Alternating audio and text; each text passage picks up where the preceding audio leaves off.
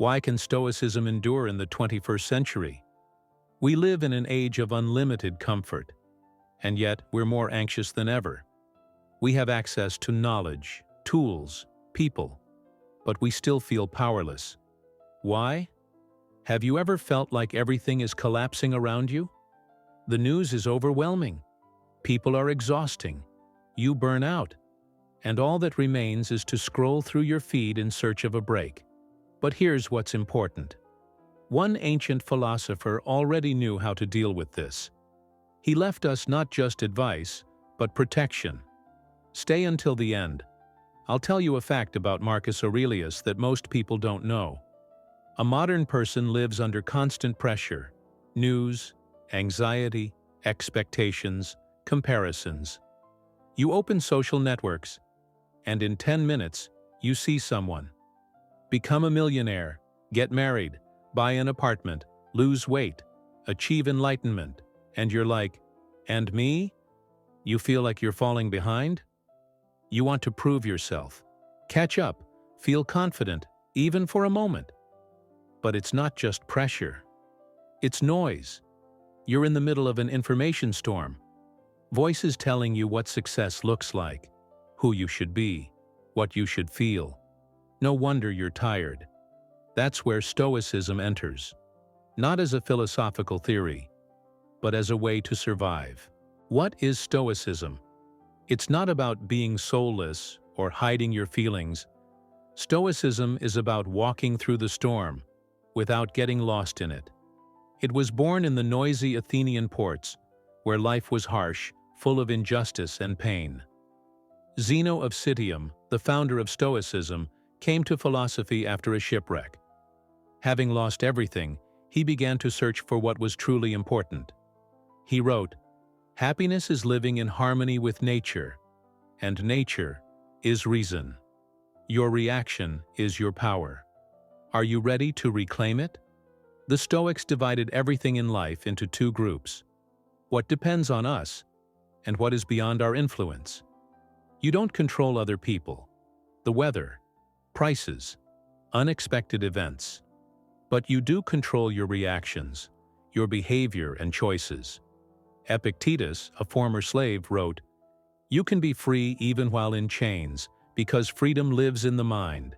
Here's a simple example. You're criticized. Do you get irritated or stay calm? The choice is yours. And that means the power is yours. Imagine, one man's house burns down. Everything is lost, except for one thing: his mind. How will he survive this? Will he fall apart or start over? A Stoic says, "My essence is not in what I own, but in who I am when I own nothing." We're used to trying to control everything that feels out of control, but that's a trap. Constant control creates constant tension, and it breaks you from within. Seneca, one of the richest men in Rome, believed, "We are poor not because we have little, but because we always want more." He practiced poverty week, ate simply, wore rough clothes, to remind himself, "What am I afraid of? This? Then it's not scary." Liberation begins when you let go. And no, Stoicism is not heartlessness. It is willpower, with soul. Myth: Stoics are cold stones. But that's not true. Stoicism feels, but it doesn't let feelings take control. A Stoic can cry, get angry, and still remain strong and centered. True power isn't never falling, it's pausing and choosing consciously. You don't have to be a philosopher or an emperor. A nurse who works 12-hour shifts and still shows kindness is a Stoic. A single parent who keeps going despite the chaos is a Stoic. A student who chooses discipline over distraction is a Stoic. Stoicism isn't for the elite, it's for the real world. A surprising fact about Marcus Aurelius. You know his name: emperor, philosopher, author of Meditations. But did you know he never meant to publish it? It was a personal journal, a conversation with himself. And today, it's read by millions. There's a detail in that book most people miss. Why Marcus Aurelius was not what everyone thinks. He ruled the greatest empire of his time, but his son became a cruel tyrant. Commodus. Marcus raised him with Stoic values. But he couldn't pass on the legacy. What does that mean? Even if you're wise, disciplined, powerful, you are not omnipotent. You don't control how others will perceive your lessons. You can only pass on an example, not a result, a hidden message in Meditations. Here's what almost no one notices.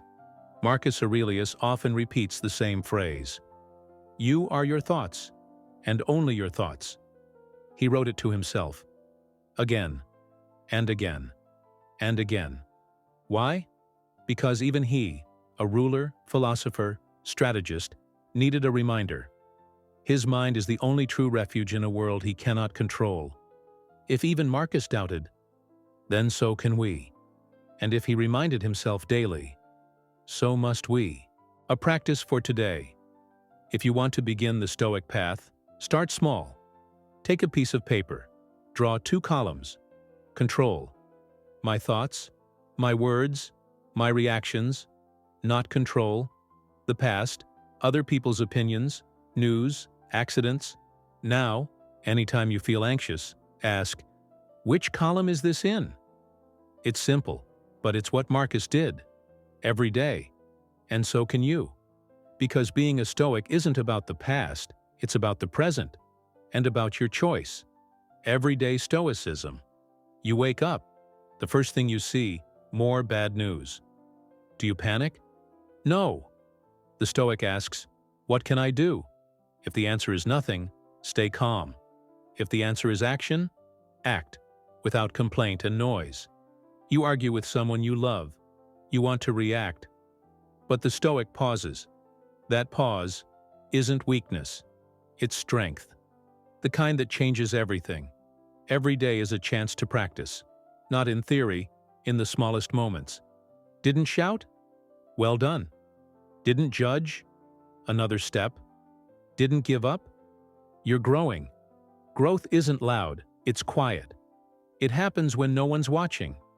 When you choose patience over rage, reflection over reaction, clarity over control. You don't need to be perfect.